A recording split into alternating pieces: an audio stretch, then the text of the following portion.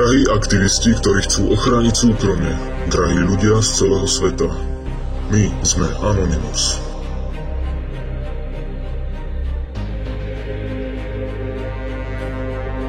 Vyzývame vás, aby ste jednali proti sledovacím systémom.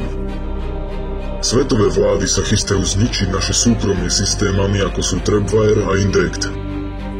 Tieto sledovacie technológie snoria v CCTV kamerových systémoch a vládnych databázach na internete, aby identifikovali ľudí a vytvorili ich profily ich rodín a ich spoločenského života.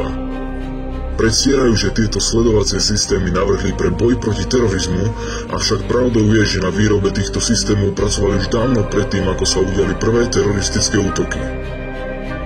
Nastal čas jednať. Nastal čas, kedy ukážeme svetovým vládam, kto sme. Nastal čas, kedy sa ľudstvo spoločne postaví a zjednotí. Je čas, aby sme ukázali, čo pre nás znamená sloboda.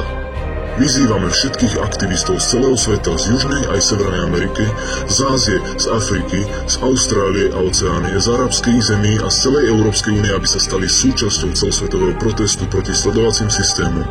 Jednajte teraz a šírte informácie v okruhu známych, rodine aj okolí a zjednoťme spoločne všetky mestá Slovenskej a Českej republiky. Vlády majú brániť záujmy svojho ľudu. Nie sú tu na to, aby svojich občanov podvádzali. Jedná sa o našu slobodu a naše súkromie. Zjednoťme celé ľudstvo za spoločnú vec. Vytvorme jeden z najväčších celosvetových protestov v histórii. V Ríme 20. október 2012 do histórie ľudstva. Rozdelení padneme, spoločne vytrváme. My sme ľud. My sme jediný systém. My sme Anonymous. Sme Légia. Neodpúšťame, nezabúdame.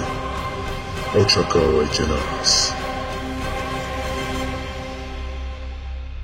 Bratislava aj Praha, Slovenská aj Česká republika, sme v tom spolu.